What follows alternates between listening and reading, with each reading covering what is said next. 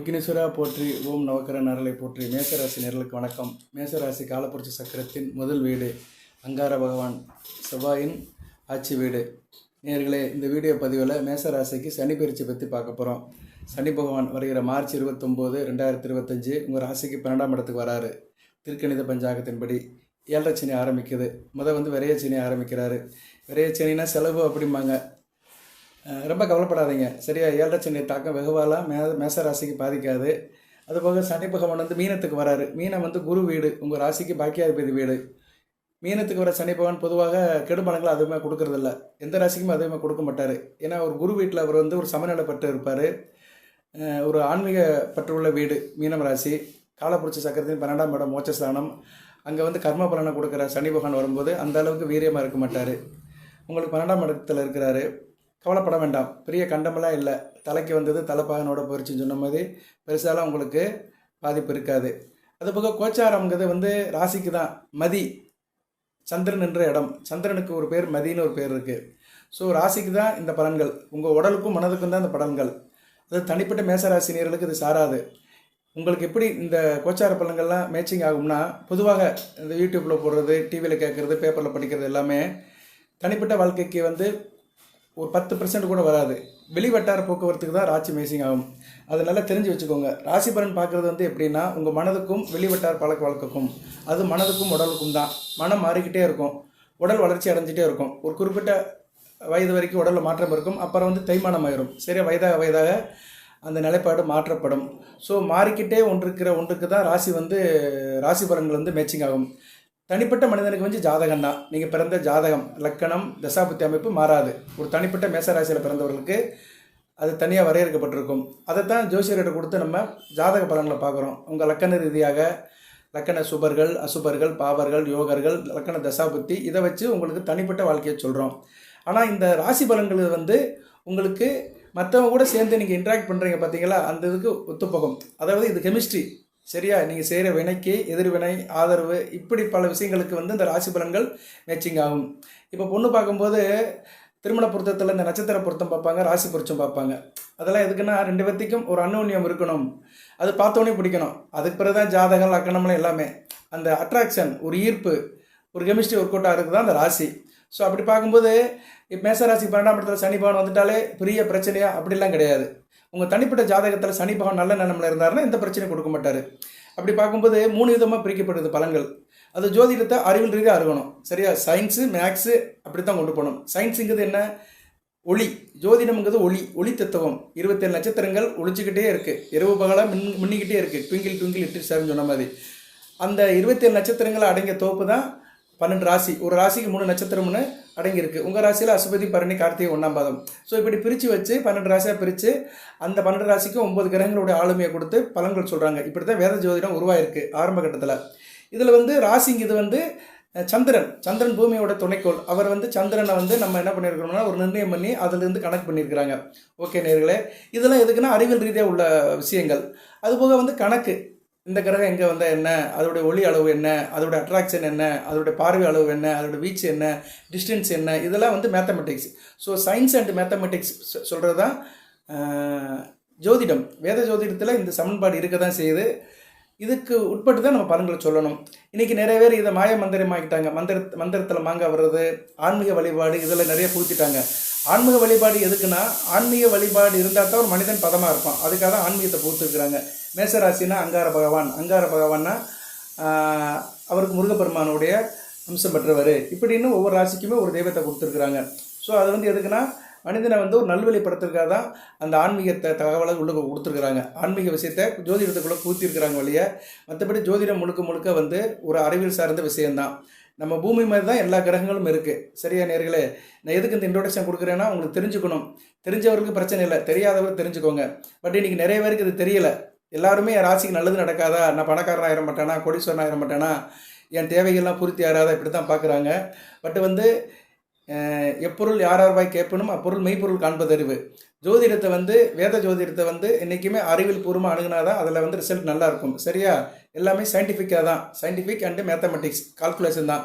Right. அதன் அடிப்படையில் பார்த்தோம்னா இப்போ மேசராசிக்கு வந்து 12ஆம் இடத்துல வராரு. 12ஆம் இடங்கிறது வந்து கடைசி இடம். சனி பகவான் ஒரு சுற்றி வந்திருக்கிறாரு. காலபுருஷ சக்கரத்தை ஒரு சுற்றி வந்திருக்கிறாரு. கடைசி இடத்துல வந்திருக்கிறாரு. மேசத்தில் ஆரம்பித்து மீனத்துக்கு வந்திருக்கிறாரு. மேசமே வந்து காலபுருஷ சக்கரத்தில் அவருக்கு நீசமான வீடு தான். ஸோ உங்கள் ராசியில் அவர் நீசம் அடைவார்.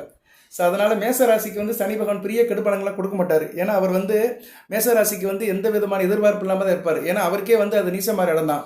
ஸோ மேசராசியை பொறுத்தளவுக்கு சனி பகவானுடைய கெடுபலங்கள் அந்த அளவுக்கு பெருசாக இருக்காது. அதுபோக விதின்னு ஒன்று இருக்குது. நீங்கள் பிறந்த ஜாதக லக்கணம் தான் விதி. மதிங்கிறது ஏற்கனவே சொல்லிட்டேன், ராசி தான் மதி. கதிங்கிறது தசாபுத்தி. உங்களுக்கு இப்போ தசாபுத்தி நடக்கும். ராகு திசை, குரு திசை, சனி மகா திசை, புதன் திசை இப்படி நடக்கும். சில பேருக்கு செவ்வாய் திசை கூட ஆரம்ப காலகட்டத்தில் நடக்கும்.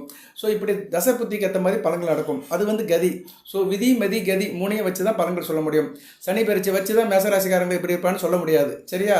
சில பேருக்கு சனி பயிற்சி நல்லா இருக்கும். சனி பகவான் நல்ல நிலைமையில் இருப்பார் கோச்சாரத்தில். ஆனால் வாழ்க்கையில் தனிப்பட்ட முறையில் அவங்களுக்கு கஷ்டப்பட்டு இருப்பாங்க. ஏன்னா லக்கண ரீதியாக தசாபுத்தி நல்லா இருக்காது.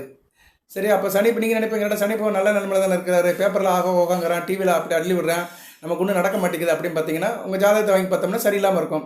நீங்கள் வந்து மேசராசியில் வந்து கடகலக்கணத்தில் பிறந்திருப்பீங்க. சனி மகா தசை நடக்கும், சுத்தமாக நல்லா இருக்காது. சரியா? வாரி விட்டுரும். இப்படி தான் பலன்கள் போகும். Right sir. இப்போ வந்து மேச ராசியில் வந்து சனி பகவான் ராசிக்கும் லக்கணத்துக்கும், நீங்கள் மேச ராசியில் ஒவ்வொரு லக்கணத்தில் பிறந்திருப்பீங்க. லக்கணத்தை தெரிஞ்சு வச்சுக்கோங்க. லக்கணம் வந்து ரொம்ப முக்கியம். லக்கணம் தெரியாதவங்க கமெண்ட் பாக்ஸில் போடுங்க. உங்களுக்கு நான் சொல்கிறேன், உங்கள் பிறந்த தேதி, டைம், எந்த ஊரில் பிறந்தேன்னு சொன்னீங்கன்னா லக்கணத்தை தெரிஞ்சு வச்சுக்கலாம்.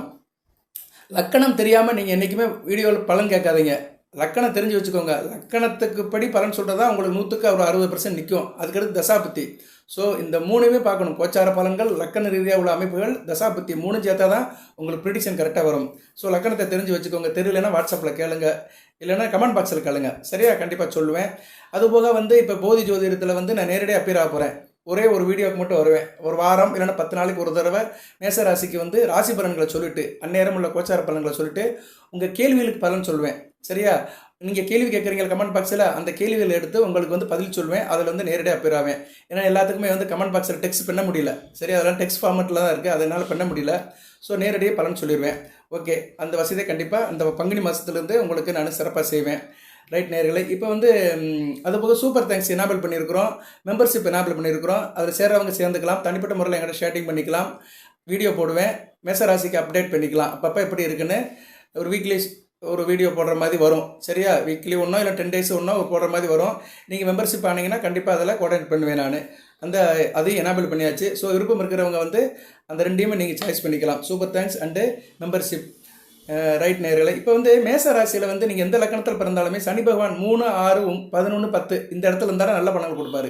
3, 6, 11ங்கிறது உபயசான ஸ்தானம். அவர் அந்த இடத்துல லக்கண ரீதியாகவும் ராசி ரீதியாகவும் மேட்ச் ஆகிட்டாருன்னு வச்சுக்கோங்களேன், உங்களுக்கு எந்த கடுபலனும் இருக்காது. இந்த 7 சனி, அஷ்டம சனி, அர்த்தாஷ்டம சனி, கண்ட சனி, அஷ்டம சனி, இது மாதிரி எதுலுமே வந்து இந்த பிரச்சனையும் இருக்காது. அப்படி சில அமைப்பில் சில ஜாதகங்கள் இருக்கும். சில பேர் பிறந்திருப்பாங்க லக்கணத்துக்கும் ராசிக்கும் சனி பகவான் 3, 6, 11 இருப்பார். அப்படி பிறந்தவங்களுக்கு கவலையே பட வேண்டாம். ராஜா தான் நீங்கள். கண்டமும் இல்லை, பிரச்சனையும் இல்லை, தொல்லையும் இல்லை, ஒன்றும் இல்லை. சரியா? எதுவுமே இல்லை. ராஜாவை காலரை தூக்கி விட்டுட்டு நீங்கள் போயிட்டே இருக்கலாம். உங்கள் கடமையை செய்யலாம். ஜாதகத்தில் தசாபுத்தி சரி இருந்துச்சுன்னா எந்த பிரச்சனையும் இருக்காது. தசாபுத்தி சரியில்லைன்னா சில பிரச்சனைகள் இருக்கும். அது நீங்கள் ஜாதகத்தை தான் பார்த்து தெரிஞ்சுக்கணும். அப்படி பார்த்தோம்னா ஒரு 5 லக்கணத்துக்கு வந்து சிறப்பாக இருக்கும். அப்படி எந்தெந்த லக்கணம் சார் அப்படி பார்த்தோம்னா கடக லக்கணம், கன்னி லக்கணம், தனுசு லக்கணம், மகர லக்கணம், விருச்சிக லக்கணம். இந்த லக்கணத்தில் பிறந்தவங்களுக்கு சனி பகவான் 3, 6, 11 இருப்பார். அதே மாதிரி மேச ராசிக்கும் இருப்பார். உதாரணத்துக்கு சொல்கிறேன், இப்போ நீங்கள் கடக லக்கணத்தில் பிறந்திருக்கிறீங்க, மேச ராசி. கடக லக்கணத்துக்கு 3ஆம் இடம் கண்ணியில் இருந்தார்னா லக்கணத்துக்கு 3ஆம் இடத்துல இருப்பார், ராசிக்கு 6ஆம் இடத்துல இருப்பார். இதே மாதிரி தான் இந்த ஈக்குவேஷன் படி அவர் 3, 6, 11 இருந்தார்னா நல்ல பலன்கள் கொடுப்பாரு. அப்படி பார்க்கும்போது இந்த 5 லக்கணங்கள் கரெக்டாக வரும். கடகம், கன்னி, தனுசு, மகரம், விருச்சிகம் இந்த லக்கணத்தில் பிறந்தவங்களுக்கு சனி பகவான் 3, 6, 11 இருந்தார்னா எந்த பிரச்சனையும் கொடுக்க மாட்டார். இவங்களுக்கு வந்து 100% கிளியர். இவங்க வந்து இந்த 7 சனியை பற்றி கவலைப்படவே வேண்டாம். அடுத்து வருகின்ற 7.5 வருஷத்துக்கு கவலைப்பட வேண்டாம். அடுத்து வந்து 10ஆம் இடத்துல இருந்தார்னா ஒரு 40% கஷ்டப்படுத்துவார், 60% நல்லாயிருக்கும். சரியா? இதை வந்து செகண்ட் கிளாஸ்னு வச்சுக்கலாம். அதாவது 10ஆம் இடத்துல இருந்தாலுமே பெருசாக கெடுதல் பண்ண மாட்டார். தொழிலில் மட்டும் சில பிரச்சனைகள் கொடுப்பாரு. ஏன்னா சனி பகவான் ஒரு தொழில்காரன் 10ஆம் இடத்துல இருக்கலாம். அப்படி 10ஆம் இட காம்பினேஷன் பார்க்கும்போது சிம்மம், மேசம், மீனம் இந்த 3 லக்கணத்தில் பிறந்தவங்களும் நல்லாயிருக்கும். இப்போ நீங்கள் சிம்ம ராசி சிம்ம லக்கணம்னு வச்சுக்கிறோம், மேச ராசி மேச லக்கணம் வச்சுக்கிறோம். ஒரே ராசி ஒரே லக்கணம். 10ஆம் இடம் மகரத்தில் இருந்தாலும் அந்த அளவுக்கு பிரச்சனை கொடுக்க மாட்டார். ஏன்னா ராசிக்கும் லக்கணத்துக்கு 10ஆம் இடத்துல இருக்கிறாரு, ஆட்சி போட்டு இருக்கிறதுனால அந்த அளவுக்கு பெருசாக கெடுபலன்களை கொடுக்க மாட்டார். ஸோ இப்படி அமைப்பில் இருக்கிறவங்களுக்கு இந்த விரையச்சனையை பற்றி கவலைப்பட வேண்டாம். அடுத்து வந்து யார் சார் ரொம்ப கஷ்டப்படுவாங்க அப்படின்னோம்னா, இந்த ரிஷப லக்கணம், மிதுன லக்கணம், துலா லக்கணம், கும்ப லக்கணம் இந்த 4 லக்கணத்தில் பிறந்தவங்களுக்கு தான் கவலை வரும். ரொம்ப கவலைப்படுவாங்க, பிரச்சனை இருக்கும். மேசராசியில் எல்லாத்துக்கும் பிரச்சனை இருக்காது. ரொம்ப அதிகமாக ஸ்ட்ரெஸ் இருக்கிறவங்க, பாதிக்கப்படுறவங்க வந்து ரிஷப லக்கணம், மிதுன லக்கணம், துலா லக்கணம், கும்ப லக்கணம் இவங்களுக்கு தான் ஸ்ட்ரெஸ் இருக்கும்.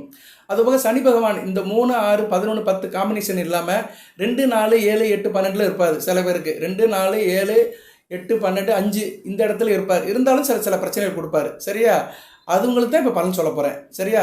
இப்போ நீங்கள் வந்து மேசராசியில் எந்த லக்கணத்தில் பிறந்தாலுமே லக்கணத்துக்கு வந்து அவர் 2ஆம் இடம், 4ஆம் இடம், 5ஆம் இடம், 7ஆம் இடம், 8ஆம் இடம், 12ஆம் இடம் இந்த இடத்துல இருந்தாருன்னா சில இடத்துக்கு ஏற்ற மாதிரி சில கெடுபலங்களை கொடுப்பாரு. எப்போ கொடுப்பாருன்னா அந்த 7 சனி காலகட்டத்தில் கொடுப்பாரு. ஓகே. அதுபோக சனி பகவான் எப்படி சார் உங்களுக்கு 12ஆம் இடத்துலேருந்து பலன்களை கொடுப்பாரு அப்படின்னு ஒரு கிளான்ஸ் பார்த்துட்டு அதுக்கடுத்து லக்கண ரீதியாக சொல்கிறேன். இது வந்து உங்களுக்கு வந்து வாய்ப்பாடு மாதிரி சொல்கிறேன். உங்கள் தனிப்பட்ட ஜாதகத்தை ஆராய்ச்சி பண்ணி சொல்கிறேன். இதுக்கு கொஞ்சம் புரியறதுக்கு ஜோதிட அறிவும் இருக்கணும், கொஞ்சம் இன்ட்ரெஸ்டிங் இருக்கணும். நீங்கள் மற்றவங்க சொல்கிறத மாதிரி நான் சொல்ல மாட்டேன். சரியா? மற்றவங்க சும்மா அடிச்சு விட்டு போவாங்க. அதுக்கு வந்து ப்ரூஃப் இருக்காது, ஆதாரம் இருக்காது. நம்ம இன்றைக்கி எவிடன்ஸோடு தான் சொல்கிறது. சரியா? நேரில் ஆதாரம் இல்லாமல் எந்த தகவலுமே சொல்கிறது கிடையாது. புள்ளி ஓரத்தோடு தான் பேசுவேன். நம்ம வீடியோ கட்டாலே தெரியும். அந்த கிரக பயிற்சிகள், கிரகங்கள் எல்லாமே நாள் பட வரத எல்லாமே புள்ளி ஓரத்தோடு சொல்லுவேன். சரியா? புள்ளி ஓரனாலே எல்லாம் தெரிஞ்சு போயிடும். ஓகே. இப்போ 12ஆம் இடத்துல சனி பகவான் பொதுவாக இருந்தாலும் விரயம் தான். உங்கள் ராசிக்கு வந்து அவர் யார்? 10, 11 குடைவன். தொழில் கர்மஸ்தானாதிபதி, லாபஸ்தானாதிபதி. தொழிலில் சில விரயம் இருக்கும். சரியா? தொழிலில் சில விரயம் இருக்கும். அதுபோல் ராசிக்கு வந்து அவர் வந்து எந்தெந்த இடத்த பார்க்குறாருன்னா, ராசிக்கு வந்து அவர் 2ஆம் இடம், 6ஆம் இடம், 9ஆம் இடத்தை பார்க்குறாரு. குடும்பத்தில் சில பிரச்சனை இருக்கும். சரியா? குடும்பத்தில் பெண்களால் பிரச்சனை இருக்கும். பெண்கள் விஷயத்தில் கவனமாக இருங்க. பெண்கள் வந்து கொஞ்சம் எக்ஸீட் ஆவாங்க. ஆண்களை காட்டிலும் பெண்களுடைய கை ஓங்கி இருக்கும். அந்த நேரத்தில் ஈகோ பிரச்சனை வரும். நானா நீயான்னு போட்டி போட்டு சண்டை போடுவீங்க. ஸோ குடும்பத்தில் பிரச்சனை வரும். பேச்சில் வந்து நிதானத்தை இழந்துருவீங்க. சரியா? பேச்சில் நிதானம் இழந்துரும். ரொம்ப கவனமாக இருக்கணும். அதுபோக வந்து பேசி பிழைக்கிறவங்க, டீச்சர் வேலை பார்க்குறவங்க, வக்கீல் வேலை பார்க்குறவங்க, பட்டிமன்ற நடுவர்கள், பின்னணி பாடகர்கள், டப்பிங் கொடுக்குறவங்க, ஜோதிட வேலை பார்க்குறவங்க, இப்படி பேச்ச மூலதனமாக இருக்கிறவங்களுக்குலாம் நிறைய பிரச்சனை வரும் மேசராசியில். அவங்களாம் கொஞ்சம் கவனமாக இருக்கணும். சரி, அடுத்த 2 காலகட்டத்தில் பாகிஸ்தானத்தை பார்க்குறாரு. ஆரம்ப கல்வி படிக்கிற மாணவர்கள் ரொம்ப சிறப்பாக இருக்கணும், கவனமாக இருக்கணும்.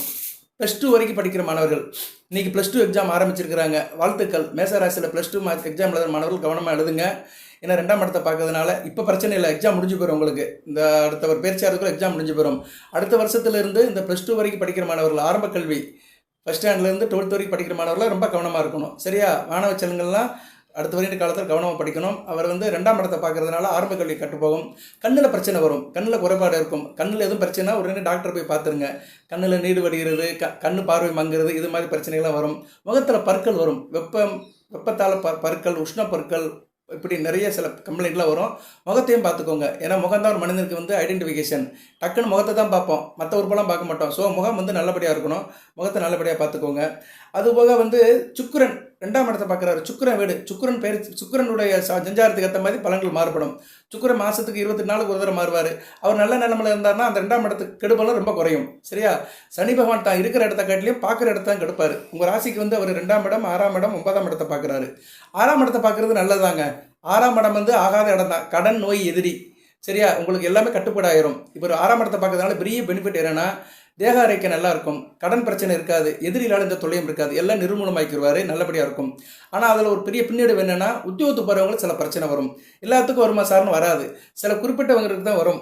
புதனம்சம் பொருந்திய தொழிலை பண்ணுறவங்களுக்கு வரும். கொடுக்கல் வாங்கல இருக்கிறவங்க, வட்டி கடை வச்சுருக்கிறவங்க அப்படின்னு சொல்ல முடியாது. வியாபாரம் பண்ணுறவங்க, ஃபினான்ஸ் சம்மந்தப்பட்ட இருக்கிறவங்க, ஐடி டிபார்ட்மெண்ட்டில் இருக்கிறவங்க, சிஸ்டர் ரிலேட்டடாக இருக்கிறவங்க, எஜுகேஷன் டெஸ்ட் வச்சுருக்கிறவங்க, டியூஷன் சொல்லி கொடுக்குறவங்க, வாத்தியார் வேலைக்கு போகிறவங்க, லெக்சராக இருக்கிறவங்க, இப்படி நிறைய சொல்லிட்டு போகலாம். தரகு வேலை பார்க்குறவங்க, புரோக்கர் வேலை பார்க்குறவங்க, இவங்களுக்கெல்லாம் நிறைய அந்த தொழிலையோ அந்த வேலை வாய்ப்புலையோ நிறைய பிரச்சனை வரும்.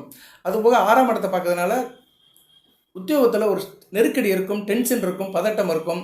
மாமன், தாய் மாமனாக இருந்தாலும் சரி, மாமா உறவு முறையில் வரவங்களால சில பிரச்சனைகள் வரும். சரியா? மாமன்னு ஒருத்தன் இருப்பான், அவனால் சில பிரச்சனைகள், சங்கடங்கள் வரும். இப்படி சில அமைப்புகளை 6ஆம் இடத்தை பார்க்குற சனி பகவான் உருவாக்குவார். மற்றபடி கடன், நோய், எதிரிலாம் கட்டுக்குள்ள தான் இருக்கும். கடனை கொடுத்தீங்கன்னா வந்து திருப்பி கொடுத்துருவான். கடன் வாங்காத சூழ்நிலை கொடுப்பாரு. ஒரு நல்ல அமைப்பு தான். சரியா? ஒரு மனிதனுக்கு கடன், நோய், எதிரினாலே நல்லா இருக்கான அர்த்தம். கடன் விட்டார் நெஞ்சம் போல் கலைஞனான் இலங்கை வேந்தன்னு சொன்ன மாதிரி கடன் இல்லாமல் இருந்தாலே நல்லபடியாக இருப்பீங்க. அடுத்து வந்து உங்கள் ராசிக்கு வந்து அவர் 9ஆம் இடத்தை பார்க்குறாரு. 9ஆம் இடங்கிறது ரொம்ப நல்ல இடம். ஒரு கோணத்தை பார்க்கறதுனால என்ன, பாக்கியம் தடைப்படும். வர வேண்டியது வராது. பெரிய வெற்றிலாம் எதிர்பார்க்க முடியாது. சரியா? ரொம்ப சங்கடப்படணும். இதெல்லாம் பொது பலன்கள் தான். ஆனால் லக்கண ரீதியாக மாறுபடும். இதெல்லாம் வந்து பொது பலன்கள் தான். பட் வந்து எல்லாத்துக்கும் வருமானம் வராது. பட் இதுவும் கடந்து போகும் சொல்கிற மாதிரி இதோட தாக்கமும் கொஞ்சம் இருக்கும். பெரிய வெற்றி இருக்காது. அப்பா வழியில் சில பிரச்சனைகள் இருக்கும். தாப்பனுக்கு முடியாமல் போகலாம். தாப்பனுக்கு சில காரியங்கள் பண்ணுற மாதிரி இருக்கும். தாப்பனுடைய உடல்நலத்தை பார்த்துக்கோங்க. அதுபோக வந்து தாப்பன் வழி சொத்து பத்துக்கள், பங்காளிகள் இவங்களால சில பிரச்சனைகள் வரலாம். கோயில் உலகத்துக்கு போக முடியாது. கோயில் சம்மந்தப்பட்ட காரியங்கள், தர்மஸ்தலங்கள், அறநிலைத்துறையில் சம்மந்தப்பட்ட காரியங்கள் இதிலெல்லாம் சில தடங்கள் வரும். சரியா? ஏன்னா 9ஆம் இடங்கிறது நிறைய குடிக்கும். 5ஆம் இடத்துக்கு 5ஆம் இடம். பிள்ளைகள் விஷயத்தில் சில பிரச்சனைகள் இருக்கும். பிள்ளைகளோட பிள்ளைகள், பேரம்பேத்திகள் இவங்க விஷயத்தில் சில பிரச்சனைகள் வரும். இப்படி வாரிசுகள் விஷயத்தில் நிறைய பிரச்சனைகள் வரும், சண்டை வரும், சொத்து பத்து விஷயங்கள், பாகப்பிரிவினை, குடும்பத்தை விட்டு போகிறது, குடும்பத்தை பிரிக்கிறது, இது மாதிரிலாம் நிறைய நடக்கும். கொஞ்சம் நீங்கள் என்ன பண்ணணும்னா மகாலட்சுமி வழிபாடு அதிகப்படுத்திக்கணும். ஏன்னா 9ஆம் இடம் வந்து பாக்கியஸ்தானம், மகாலட்சுமி தான் அதுக்கு அதிபதி. ஸோ மகாலட்சுமி வழிபாடு அதிகப்படுத்திட்டீங்கன்னா இந்த 9ஆம் இடத்துல வர தீவினைகள்லாம் சரியாக போயிடும். ஏன்னா சனி பார்க்க வந்து சர்வநாசம். சனி பகவான் ஒரு இடத்த பார்த்தாருன்னா அந்த இடம் வந்து டோட்டலாக டெஸ்ட் ஆயிரும். அப்படி பார்க்கும்போது உங்கள் ராசிக்கு 2, 9ஆம் இடம் தனஸ்தானம், குடும்பஸ்தானம், பாக்கியஸ்தானம் ரெண்டுமே லட்சுமி கடாட்சியம் உள்ள இடங்கள். சரியா? குடும்பம் ஒரு குத்து விளக்கு, கிரக லட்சுமி தான் சொல்கிறோம். அதனால் அடுத்த வருட காலத்தில் ஒரு 2.5 வருஷத்துக்கு 2028 ஜூன் வரைக்கும் நீங்கள் வந்து மகாலட்சுமி கும்பிடணும். வெள்ளிக்கிழமை இரவு 8 to 9 வீட்டில் வச்சு கும்பிடுங்க. இதை நான் நிறைய சொல்லியிருக்கிறேன், மறுபடியும் வலியுறுத்தி சொல்கிறேன். ஓகே சார், இந்த அமைப்பில் வந்து பொதுவாக வந்து பார்வை பலன்கள் இருக்குது. 12ஆம் இடத்துல இருந்தால் என்ன செய்வார்? 12ஆம் இடம் மீனத்தில் இருக்கிறாரு. மீனம் யாருடைய வீடு? குருவுடைய வீடு தான். உங்கள் ராசிக்கு 9, 12 கூடிய வீடு தான். ஸோ குருவுக்கு ஏற்ற மாதிரி தான் சிறப்பாக இருப்பார். குரு பகவான் உங்கள் ராசிக்கு 3ஆம் இடத்துக்கு போகிறாரு. அதுக்கடுத்து 4ஆம் இடத்துக்கு வந்தாலும் அடுத்த பயிற்சி 2026 சனி பகவானை பார்ப்பார். ஸோ உங்களுக்கு 2026 குரு பயிற்சி ஆன பின்னாடி அந்தளவுக்கு கெடுபலன்கள் குறையும். 2.5 வருஷத்தில் வந்து இந்த விரைய சனியில் வந்து 1 வருஷம் இடையில குறைஞ்சு போயிடும். சரியா? 2026 to 27. ஏன்னா குரு வந்து சனி பகவானை பார்ப்பார். குரு பார்வைப்பட்ட சனி பகவான் அந்த அளவுக்கு கெடுபலன்களை கொடுக்க மாட்டார். சரியா? ஸோ ஒரு ரிலாக்ஸேஷன் ஆகிப்போச்சு. அதுபோக சனி பகவான் வந்து உத்திரட்டாதி 2ஆம் பாதம், 3ஆம் பாதம், ரேவதி 2ஆம் பாதம், 3ஆம் பாதம் இந்த 4 பாதத்தில் போகும்போது தான் ரொம்ப டார்ச்சர் பண்ணுவார். ஒரு புரட்டாதி 4ஆம் பாதத்தில் ட்ரான்ஸ்ஃபர் ஆகிறாரு, பயிற்சியாக போகிறாரு. புரட்டாதி 4ஆம் பாதங்கிறது வந்து குரு நட்சத்திரம் தான். அந்த அளவுக்கு ஒன்றும் பிரச்சனை இருக்காது. கொஞ்சம் பிரச்சனை இருக்கும், 50% பிரச்சனை இருக்கும். ஆனால் உத்திரட்டாதி 2ஆம் பாதம், 3ஆம் பாதம், ரேவதி 2ஆம் பாதம், 3ஆம் பாதம் இந்த மீனராசியில் ஒரு நட்சத்திர பாதசாரங்களில் போகும்போது தான் கஷ்டப்படுத்துவார். அது பர்டிகுலர் ரேவதியில் போகும்போது ரொம்ப டார்ச்சர் பண்ணுவார். ரேவதி 2ஆம் பாதம், 3ஆம் பாதத்தில் ஒரு 6 மாத காலம் போவார். அதுக்கெல்லாம் நாள் இருக்குது. 2027 கடைசி வந்துடும். அந்நேரம் தான் உங்களுக்கு ரொம்ப பிரச்சனை இருக்கும். சரியா? ஆள் சோர்ந்து போயிடுவீங்க, அசந்து போயிடுவீங்க, தைரிய குறைவாயிரும், தொட்டக்காரியம் தொடங்காது, காரிய வெட்டி இருக்காது, உத்தியோகத்தில் பிரச்சனை இருக்கும், கடன் கொடுக்கல் வாங்கல் எல்லாத்துலேயும் கட்டி உள்ள மாதிரி இருக்கும். அந்த காலகட்டம் வரும்போது பலன் சொல்கிறேன். பொதுவாக சனி பயிற்சிக்கு வந்து 2.5 வருஷத்துக்கு ஒரே நாளில் வந்து ஒப்பிக்க முடியாது. அப்பப்போ சனி பகவானுடைய நிலைப்பாடு, சனி பகவான் வீடு கொடுத்த குருவின் நிலைப்பாடு, சனி பகவான் எந்த சாரத்தில் போகிறாரு, அந்த சாரம் கொடுத்த நாதர்களுடைய நிலைப்பாடு, இதை வச்சு தான் பலன்கள் வந்து எக்ஸாக்டாக சொல்ல முடியும். ஸோ இதுக்கு தான் தொடர்ந்து வீடியோ பார்க்கணுங்கிறது. பொது ஜோதிடத்தில் நான் ஃப்ரீக்வெண்ட்டாக வீடியோ போடுவேன். உங்களுக்கு ரொம்ப எப்போ குருஷியில் இருக்கோ அந்நேரம் கண்டிப்பாக வீடியோ போட்டுருவேன். இப்போ கொஞ்சம் குருஷியலாக தான் இருக்குது. ஏன்னா உங்கள் ராசி 12ஆம் இடத்துல ராகு, சுக்கிரன், புதன், சூரியன் எல்லாரும் வர போகிறாங்க. சூரியன் வர 15ஆம் தேதி வந்துடுவார், பங்குனி 1ஆம் தேதி. ஸோ உங்கள் ராசிக்கு பஞ்சமாதிபதியும் 12ஆம் இடத்துக்கு வந்துடுவார். 3, 6 கூடவனும் 12ஆம் இடத்துல இருக்கிறாரு. 2, 7 கூட சுக்கிரனும் 12ஆம் இடத்துல இருக்கிறாரு. எல்லாருமே ராகுபடியில் இருக்கிறாங்க. நல்ல விதமாக பயன்படாது. குடும்பத்தில் பிரச்சனை இருக்கும், கணவன் மனுஷத்தில் பிரச்சனை இருக்கும், கூட்டுத்தொழில், பங்குச்சந்தை, ஷேர் மார்க்கெட் இதில் சில பிரச்சனை இருக்கும், உத்தியோகத்துக்கு போகிறவங்களுக்கு பிரச்சனை, அண்ணன் தம்பியால் பிரச்சனை, இப்படி ஏகப்பட்ட பிரச்சனை இருக்கும். பிள்ளைகளாலும் பிரச்சனை வரும் பங்குனி மாதத்தில். ஏன்னா இந்த காலகட்டத்தில் தான் சனி பகவான் பயிற்சியாக உள்ளே போகிறாரு. சனி பகவான் பயிற்சியாக உள்ளே போகும்போது மீனராசியில் வந்து 4 கிரகங்கள் இருக்கும். ராகு, சுக்கிரன், புதன், சூரியன் இவங்க கூட சேர்ந்து சனி பகவான் சேராரு. நல்ல விதமாக பார்க்கப்படாது. சனிக்கும் சூரியனுக்கும் ஒத்து போகாது. ஸோ 12ஆம் இடம் வந்து படுமோசமாக ஆயிரும், ரொம்ப டிஸ்டர்ப் ஆகும். சரியா? டேமேஜ் ஆயிரும். 12ஆம் இடம் டேமேஜ் ஆச்சுன்னா என்ன? 6ஆம் இடத்தை பார்ப்பாங்க எல்லாருமே. 6ஆம் இடம்னா என்ன? வம்பு வழக்கு பிரச்சனை தான்.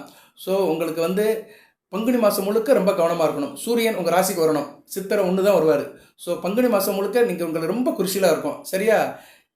சனி பயிற்சிங்கிறது வேறு, இடையில சொல்கிற தகவலுங்கிறது வேறு. சரியா? இதை சொல்லி ஏன்னா எல்லாத்தையும் உங்களுக்கு தானே சேருது. நீங்கள் எல்லாத்தையும் நீங்கள் தான் தாங்கிக் கொள்ளணும். அதனால தான் அதை சொல்கிறேன். பங்குனி மாதம் வந்து கவனமாக இருங்க.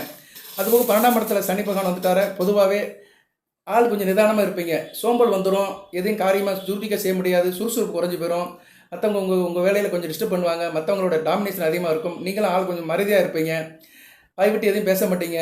எதுவும் பேசிட்டு பின்னாடி வருத்தப்படுவீங்க. நல்ல காரியம் செய்ய முடியாது. வீண் செலவுகள் அதிகமாக இருக்கும். சரியா?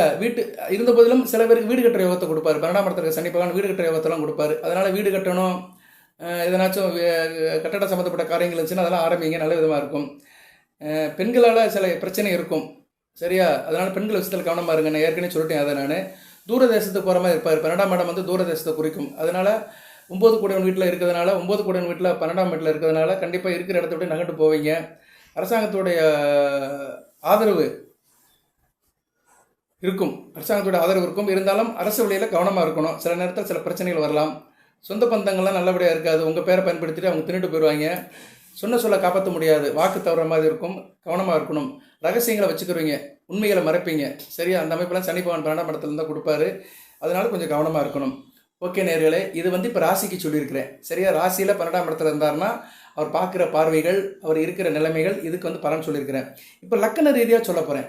மேச ராசியில் ஒவ்வொரு லக்கணத்தில் பிறந்திருப்பீங்களே, அந்த லக்கண ரீதியாக என்னென்ன பாதகங்கள் நடக்கும்னு சொல்கிறேன் நான். ஏன்னா 12ஆம் இடத்துக்கு வந்துட்டாலே பாதகம் தான் பண்ணுவார். அதை தான் 7 சனின்னு சொல்கிறோம். இப்போ மேச லக்கணம் மேச ராசியில் பிறந்தவங்களுக்கு எந்தெந்த விஷயத்தை சார் பிரச்சனை அப்படின்னு பார்த்தோம்னா, உங்களுக்கு குடும்பத்தில் பிரச்சனை இருக்கும், கையில் காசு பணத்தில் பிரச்சனை இருக்கும், உத்தியோகத்தில் பிரச்சனை இருக்கும், தகப்பன் வழியில் பிரச்சனை இருக்கும். இதுதான் மேக்சிமம் இருக்கும். உத்தியோகத்தில் உள்ள வருமானம், தகப்பன் வழி சொத்துக்கள், தகப்பனோட உடல்நலம், தகப்பன் உறவு முறை, இதில் பிரச்சனை இருக்கும். ரிஷப லக்கணத்தில் பிறந்தவங்களுக்கு பிள்ளைகளால் பிரச்சனை இருக்கும். பிள்ளைகளால் இங்கே ரொம்ப டிஸ்டர்ப் ஆவீங்க. உங்களுக்கே பிரச்சனை இருக்கும். ஆள் அசந்து போயிடுவீங்க, சோர்ந்து போயிடுவீங்க, எதுவும் செய்ய முடியாது. சரியா? திருஷ்டி படும். அதனால் கண் திருஷ்டி படும். இதுக்கு நான் தனியாக வீடியோ போடுறேன் நான். சரியா? தனியாக ஒரு வீடியோ போடுறேன். நான் உங்களுக்கு திருஷ்டி படுறதுனால திருஷ்டி கலைங்க, குலதெய்வம் கோயிலுக்கு போயிட்டு வாங்க. இதை செஞ்சு வந்தீங்கன்னா நல்லபடியாக இருக்கும். அது போய் தேவையில்லாத வம்பு வழக்கில் சிக்கிற மாதிரி இருக்கும். அடுத்தவங்களுடைய சொத்து வர்றதுக்கு சில வாய்ப்புகள் இருந்தாலுமே கொஞ்சம் அடுத்தவங்க விஷயத்தில் கவனமாக இருங்க. பிற விஷயத்தில் தலையிடாதீங்க. தேவையில்லாத வம்பு வழக்கில் மாட்டிக்கொள்ள மாதிரி இருக்கும். அடுத்து மிதுன லக்கணம், கணவன் உறவை பார்த்துக்கோங்க, தாயாரோட உடல்நலத்தை பார்த்துக்கோங்க, நண்பர்கள் சொந்த பந்த விஷயத்தில் இணக்கமாக இருங்க, கூட்டு தொழில் பங்கு சந்தை விஷயத்தில் கொஞ்சம் எச்சரிக்கையுடன் இருங்க. நிறைய செலவாகும். சரியா? நிறைய செலவாகும். மனையை விட்டு பிரிஞ்சு போகிற மாதிரி இருக்கும். உத்தியோக ரீதியாக எங்கேனாச்சும் வெளியே போய்ட்டு வர மாதிரி இருக்கும். அலைச்சல் இருக்கும், செலவு இருக்கும். அதனால் மிதுன லக்கணத்தில் பிறந்தவங்க குடும்ப உறவையும் பார்த்துக்கணும், கணவன் உறவையும் பார்த்துக்கணும். அதில் நிறைய செலவு வரும். தாயாருக்கு மருத்துவ செலவு அதிகமாக வரும் மிதுன லக்கணத்தில் பிறந்தவங்களுக்கு. அடுத்து கடக லக்கணம், மேசராசி கடக லக்கணம். இவங்களுக்கு உடன் பிறந்த சகோதரரால் பிரச்சனை இருக்கும். அண்ணன் தம்பி அக்கா தங்கச்சி யாராக இருந்தாலும் சரி சகோதரால் பிரச்சனை வரும். உத்தியோகத்தில் பிரச்சனை இருக்கும். கவனமாக பார்த்துக்கோங்க. காரிய தடை இருக்கும். ஆரம்ப கட்ட காரிய வெற்றிகள் இருக்காது. ப்ரிலிமினரியாக சில விஷயம் செய்வோம் பார்த்தீங்களா, ஆரம்ப கட்டத்திலே சில பேருக்கு அடி வாங்கிடுவாங்க. அது மாதிரி ஆரம்ப கட்டத்தில் அடி வாங்குற மாதிரி இருக்கும். சில பேருக்கு 2ஆம் தரம் மனைவி இருந்தாலுமே, சில அன்அஃபிஷியல் உறவு இருந்தாலுமே அதனால் சில பிரச்சனைகள் வரும். அடுத்து சிம்ம லக்கணம், சிம்ம லக்கணத்தில் பிறந்தாலும் குடும்பத்தில் பிரச்சனை இருக்கும். பேச முடியாது. வாயை திறந்தாலே வம்புல மாற்ற மாதிரி இருக்கும். குடும்பத்தில் பண பிரச்சனை இருக்கும். கவனமாக இருக்கணும். பிள்ளைகளால் பிரச்சனை இருக்கும். குலதெய்வத்தோட அருள் இருக்காது. கோயில் குளத்துக்கு அடிக்கிறோம், போயிட்டு வாங்க. நல்ல எந்த அளவுக்கு பூஜை புனஸ்காரம் பண்ணுறீங்களோ அந்த அளவுக்கு சிம்ம லக்கணத்தில் பிறந்தவங்களுக்கு சிறப்பாக இருக்கும். தொழிலில் பிரச்சனை இருக்கும். தொழிலில் ஏகப்பட்ட சிக்கல் இருக்கும். தொழிலில் கடன் வாங்குற மாதிரி இருக்கும். தொழில் ரீதியாக மற்றவங்களை பயிற்சிக்கிற மாதிரி இருக்கும். அதனால் சிம்ம லக்கணத்தில் பிறந்தவங்க தொழிலில் ரொம்ப கவனமாக இருக்கணும். ஏற்கனவே சிம்மம் தொழில் அதிபன் சூரியனோட வீடு. சரியாக சிறப்பாக இருக்காது. கவனமாக இருங்க. அடுத்து கன்னியா லக்கணம், கன்னியா லக்கணத்துக்கு தாய் தந்துக்கு ஆகாது. கன்னியா லக்கணத்தில் பிறந்தவங்களும் அப்பா அத்தாளுக்கு ஆகாது. பிரச்சனை வரலாம், அவங்களுக்கு உடம்பு முடியாமல் போகலாம்.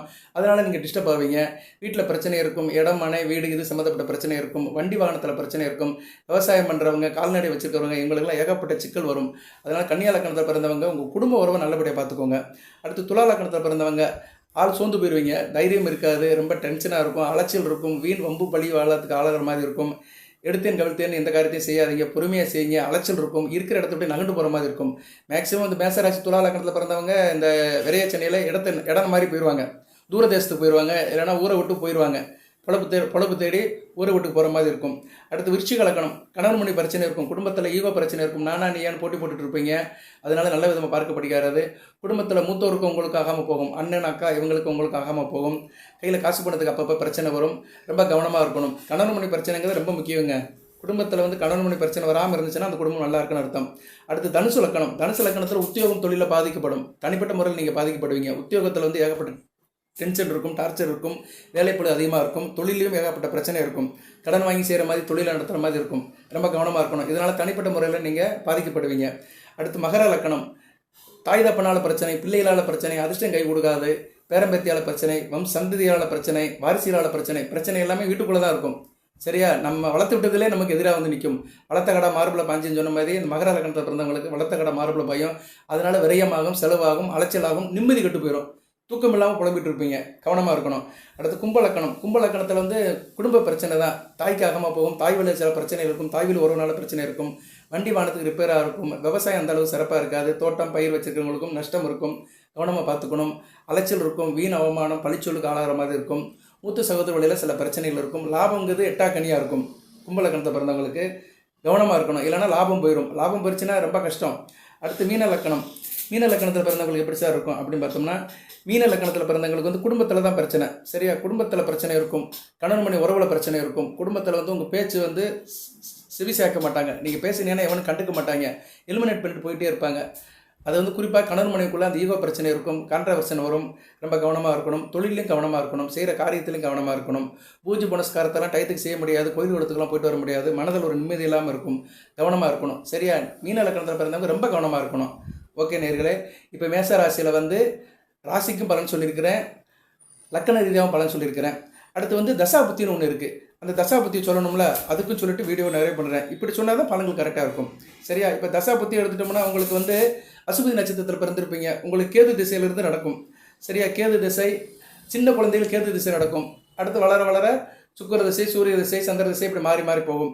இருந்தாலும் நான் சின்ன குழந்தைக்கும் சொல்கிறேன் நான். ஏன்னா உங்கள் வீட்டில் யாருனாச்சும் அசுபதி நட்சத்திரத்தில் பிறந்திருப்பாங்க, அந்த பிள்ளை நலத்தையும் பார்த்துக்கோங்க. பொதுவாக சின்னவங்களுக்கு ஜாதகம் பார்க்க வேண்டிய அவசியம் இல்லை. 12 வயசுக்கு மேலே தான் ஜாதகமே பார்க்கணும். ஒரு ஆணுக்கோ பெண்ணுக்கோ 18 வயசுக்கு மேலே தான் விவரம் தெரியும், ஜாதகத்தை பார்க்கணும், ஜோதிடம்னா என்ன, ராசி பலனா என்னென்னு. அதனால் நீங்கள் வந்து பெரியவங்க வந்து அவங்களை கொஞ்சம் கவனமாக பார்த்துக்கோங்க. கேது திசை நடக்கிறவங்களுக்கு வந்து சில புத்திகள் வந்து நல்லா இருக்காது இந்த 7ஆம் சனி காலகட்டத்தில். அது என்னென்ன புத்திகள்னு சொல்லிடுறேன். அந்த புத்தி நடக்கிறவங்க கவனமாக இருக்கணும். கேது திசையில் ராகு புத்தி, சனி புத்தி, சூரிய புத்தி, சந்திர புத்தி, செவ்வாய் புத்தி நல்லா இருக்காது. சுக்கிர திசையில் சனி புத்தி, ராகு புத்தி, கேது புத்தி, குரு புத்தி நல்லா இருக்காது. அதுக்கடுத்து வந்து சூரிய திசையில் ராகு புத்தி, சனி புத்தி, கேது புத்தி நல்லா இருக்காது. சந்திர திசை நடக்கிறவங்களுக்கு ராகு புத்தி, சனி புத்தி, கேது புத்தி நல்லா இருக்காது. செவ்வாய் திசை நடக்கிறவங்களுக்கு சனி புத்தி, ராகு புத்தி, கேது புத்தி, புதன் புத்தி நல்லா இருக்காது. ராகு திசை நடக்கிறவங்களுக்கு அதில் ராகு புத்தி, சனி புத்தி, கேது புத்தி, செவ்வாய் புத்தி நல்லா இருக்காது. குரு திசை நடக்கிறவங்களுக்கு சனி புத்தி, ராகு புத்தி, கேது புத்தி, சுக்கிர புத்தி நல்லா இருக்காது. சனி திசை நடக்கிறவங்களுக்கு வயசானவங்க நடக்கும். சனி மகா திசை நடக்கிறவங்களுக்கு சனி திசை, ராகு புத்தி, கேது புத்தி, சனி புத்தி, ராகு புத்தி, கேது புத்தி, சூரிய புத்தி, சந்திர புத்தி நல்லா இருக்காது. புதன் திசை ரொம்ப வயசாயிரும். சரியா? புதன் திசை நடக்கிறதுக்குலாம் ரொம்ப வயசாயிரும். சரி, அப்படி 85 90 வயசுக்கு மேலே போயிடும். அப்படி இருக்கிறவங்களுக்கு வந்து சந்திர புத்தி, சனி புத்தி, ராகு புத்தி, கேது புத்தி, செவ்வாய் புத்தி நல்லா இருக்காது. ஓரளவு புத்திகளுக்கும் சொல்லிட்டேன். நீங்கள் விருப்பப்பட்டீங்கன்னா இந்த 7ஆம் சனியை மையப்படுத்தி, ஏன்னா உங்களுக்கு இன்னும் 7.5 வருஷத்துக்கு இருக்கும், லக்கண ரீதியாக தனியாக சொல்கிறேன். ஆமாம் சார், நீங்கள் சொல்லுங்கள், உங்கள் வீடியோ எங்களுக்கு பிரயோஜனமாக இருக்குது அப்படி சொல்கிறேங்க, கமெண்ட் பாக்ஸில் போடுங்க. அடுத்து வருகின்ற காலத்தில் போடுவேன். ஏன்னா இது ஒரு நாள் கூத்தில் முடிய போகிறது கிடையாது. 7.5 வருஷத்துக்கு சனி பகவானுடைய ஆளுமையில் தான் இருப்பீங்க. சரியா? 2025 2033 வரைக்கும் இருப்பீங்க. ஸோ இன்னும் கிட்டத்தட்ட நாட்கள் நிறையா இருக்குது. இது ஒரு நாள்லேயே நான் சொல்லியும் உங்களுக்கு பிரயோஜனம் கிடையாது. ஏன்னா ரோமாபுரி கட்டடம் வந்து ஒரு நாள் இரவில் கட்டி முடிக்கப்பட்டது அல்ல. அது வந்து வருடக்கணக்கில் கட்டி முடிச்சப்பட்ட கட்டடம் ரோமாபுரி கட்டடம். அதைத்தான் இன்றைக்கி உலகில் வந்து பெரிய அதிசயம் சொல்கிறோம். அது மாதிரி தான் மேசராசிக்கு வந்து இன்னும் 7.5 வருஷத்துக்கு சனி பகவான் இருப்பார். இப்போ இன்றைக்கி ஒரு வீடியோவில் சொல்லி எல்லாத்தையும் திருப்திப்படுத்த முடியாது, எல்லா காரணமும் சொல்லவும் முடியாது. நான் அப்படி சொல்லவும் மாட்டேன். சில பேர் வந்து இந்த சனி பயிற்சி பலன்கள்னு ஒரு நாள் கொடுத்து சொல்லிட்டு போயிடுவாங்க. ஒரு 4-5 பேர் உட்காந்துக்கிட்டு அப்படி இருக்கும் இப்படி இருக்குன்னு சொல்லிட்டு போயிடுவாங்க. ராசிக்கு மட்டும் சொல்லுவானுங்க. அவன் சம்மந்தப்பட்ட லக்கணம் என்ன, தசாபுத்தி என்ன, நட்சத்திரம் என்ன, எதையும் கண்டுக்க மாட்டாங்க. சரியா? ஏதோ ஊரோட ஒத்து போயிடுவாங்க. பட் போதை ஜோதிடத்தில் அப்படி இல்லை. நான் முடிஞ்ச அளவுக்கு கிளாரிட்டியாக கொடுப்பேன். இவ்வளோ தூரம் பேசியிருக்கிறேன். உங்கள் தனிப்பட்ட ஜாதகத்தை டச் பண்ணி தான் பேசியிருக்கிறேன். நட்சத்திரம், லக்கணம், தசாபுத்தி, ராசி 4மே கொஞ்சம் காம்பன்சேஷன் கோஆர்டினேட் பண்ணி தான் பேசியிருக்கிறேன். இதை காட்டில் இன்னும் கூடுதலாக பேசலாம். மேச ராசியில் மேச லக்கணத்தில் பிறந்தவர்களுக்கு கிரக அமைப்பின்படி இந்த 7.5 சனி எப்படி இருக்கும், மேசராசி ரிஷப லக்கணத்தில் பிறந்தவங்களுக்கு கிரக அமைப்பின்படி இந்த 7.5 சனி எப்படி இருக்கும், இப்படி இன்னும் கொஞ்சம் கிளாரிட்டியாக இன்டெப்த்தாக போய் பேசலாம். அதுக்கு வந்து நேரங்காலம் தேவைப்படுது. ஒரே வீடியோவில் சொல்ல முடியாது. இன்றைக்கி வந்து வீடியோ நிறைய பேசுகிறோம்னா யாருமே பார்க்க மாட்டேங்கிறாங்க, ஸ்கிப் பண்ணிட்டு போயிடுறாங்க. ஷார்ட் வீடியோ பார்க்குற அளவுக்கு இந்த வீடியோ பார்க்க மாட்டேங்கிறாங்க. அதுபோக ரொம்ப பேசணும்னா அவன் சொல்லிட்டு போகிறான், ஏதோ ஒன்று சொல்கிறான் அப்படின்னு சொல்லிட்டு போயிடுவாங்க. ஏன்னா இங்கே நல்லதும் கெட்டதும் தெரிய மாட்டேங்குது. சரியா? எல்லாம் மாய உலகத்தில் இருக்குது. அதைத்தான் ஒன்று சொன்னேன். எப்பொருள் யார் யார் வாய் கேட்பினும் அப்பொருள் மெய்ப்பொருள் காண்பது அறிவு. வாழ்த்துக்கள். எல்லாம் வல்ல இறைவன் மேசராசினியர்களுக்கு சில சௌபாகியத்தையும் சில ஐஸ்வர்யத்தையும் சில நன்மையிலும் கொடுப்பார். அசுபதி, பரணி, கார்த்திகை நட்சத்திரக்காரங்களுக்கு இந்த 7.5 சனி ஒன்றும் பெருசாக பாதிக்காது. அதனால் கவலைப்படாதீங்க. 3 நட்சத்திரக்காரங்களுக்கும் எல்லாம் வல்ல இறைவன் சில சௌபாகியத்தையும் சில ஐஸ்வர்யத்தையும் சில நன்மையிலும் கொடுப்பார். அனைத்து வளங்கள் நலங்களை பெற்று தேக ஆரோக்கியத்துடன் தீர்க்காயுடன் நீடோடி வாழ்க.